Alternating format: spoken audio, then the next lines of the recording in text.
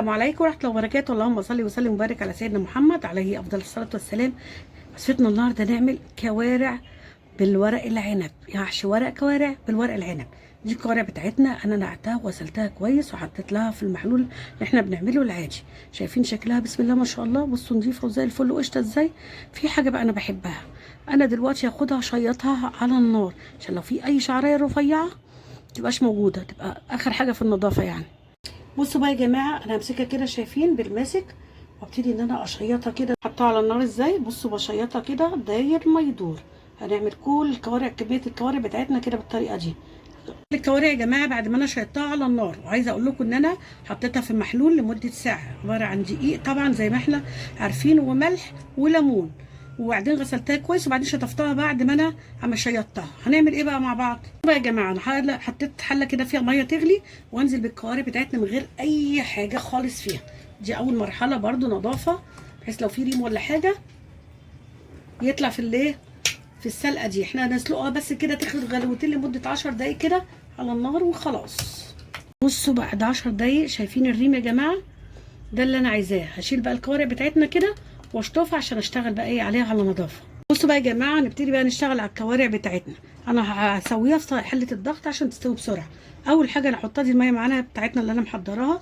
البوكيه جرنيه بتاعنا عباره عن ايه؟ دي جزرايه متقطعه، طماطمايه متقطعه، وبصلايه كبيره. اول حاجه دول كده نحطهم، وهنحط حاجه تانية من التوابل. هنحط ايه مع بعض؟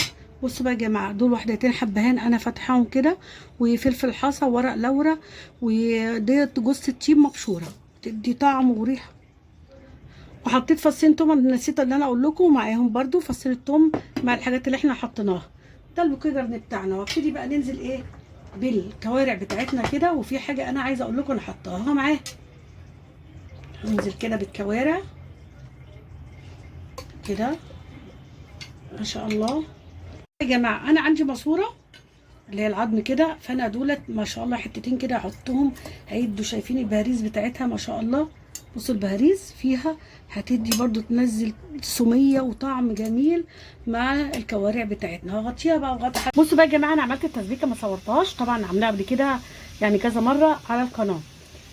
بصوا بقى ادي التسبيكه بتاعتنا، اللي هو البصل طبعا بالطماطم اللي كل عارفها العاديه. نحط التوابل على التسبيكه دي شط حسب الرغبه طبعا، ملح، كمون، كزبره، فلفل، ودول شويه نعناع كده مجفف كده، نعناع شعريه. بصوا ورقتين كده صغننين بيدوا طعم حلو قوي يا جماعه بجد، بيدوا المحشي نكهه حلوه. دولت بقى طبعا شويه توم، وده على حسب اللي حابب. هقلب كده التسبيكه بتاعتنا بالتوابل بتاعتنا. بصوا بقى ده الرز بتاعنا يا جماعه، انا غسلاه. بصوا صفيه ناشف ازاي. هنعمل ايه بقى مع بعض؟ انا محضره الخضره بتاعتنا ايه، احطها عليه. طبعا الخضره شبت، كزبره، بقدونس، يعني انا بحب الشبت والكزبره اكتر من بقدونس، البقدونس بيبقى اقل.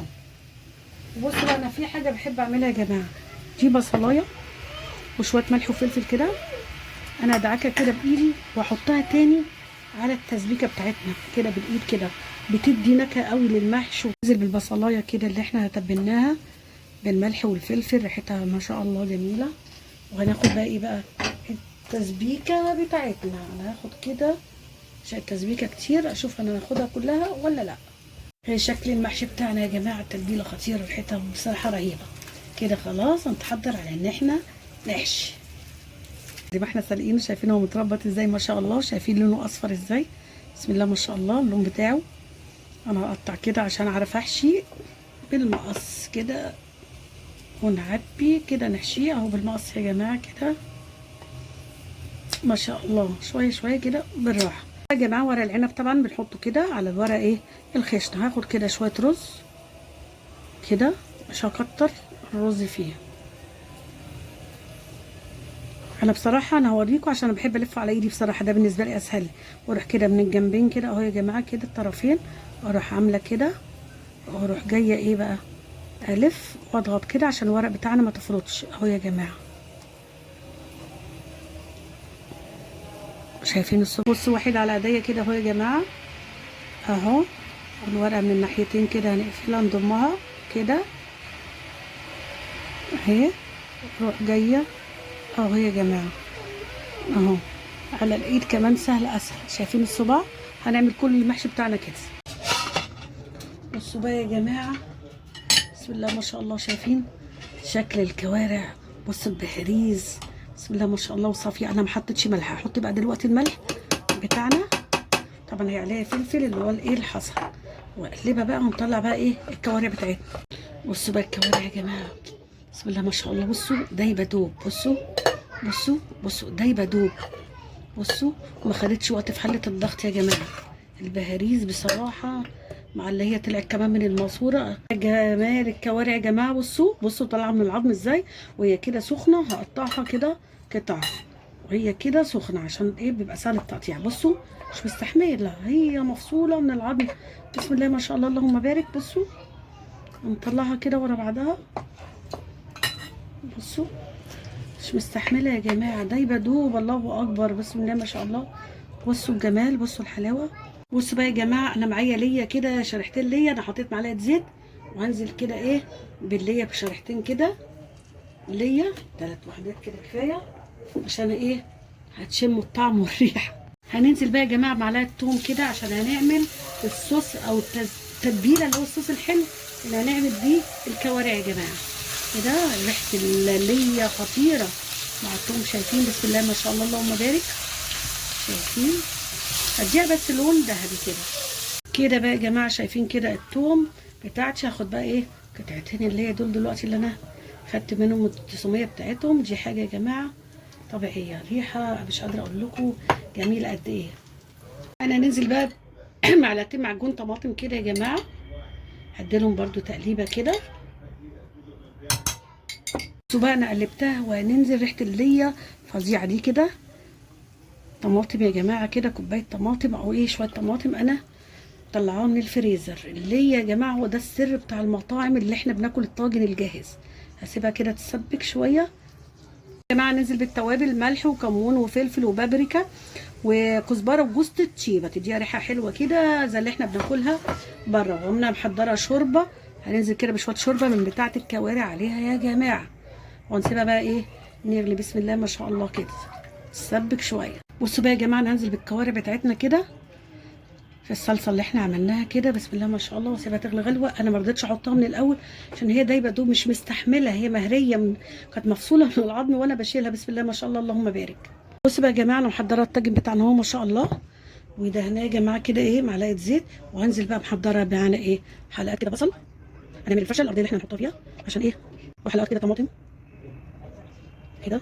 وبرده شويه جزر حلقات جزر يعني فرشه ما شاء الله. بقى ده يا جماعه شكل ورق العنب بعد ما رصصناه بسم الله ما شاء الله.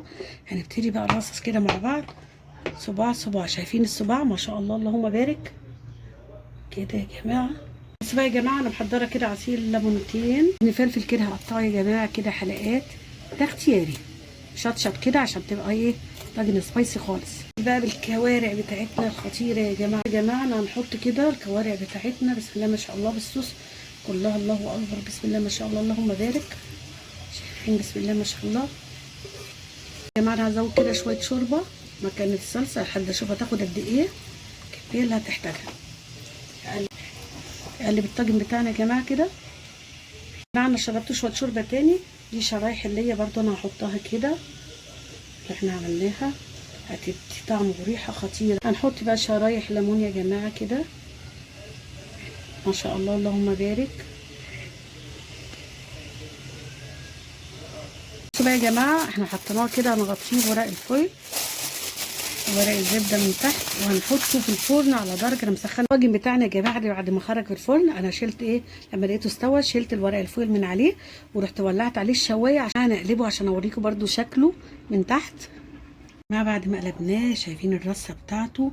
شايفين شرايح الليمون مع الجزر مع الطماطم مع البصل يعني حاجه كده من الاخر. بصوا الصباع نازل الصباع زي ما هو كده لا فرط ولا اي حاجه. جميل ازاي الصندوق صباع كده وسخن ايه ما شاء الله مولع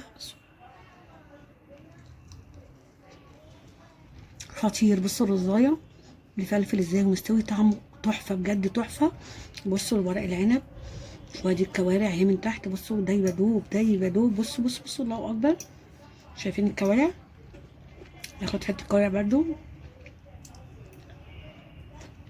سخن خطير بجد. جربوا الطريقه بتاعتنا ان شاء الله. نتفرج على الفيديو ويعجبكم. دعمنا بلايك واشترك في القناه وفعل الجرس عشان نوصل لكل جديد.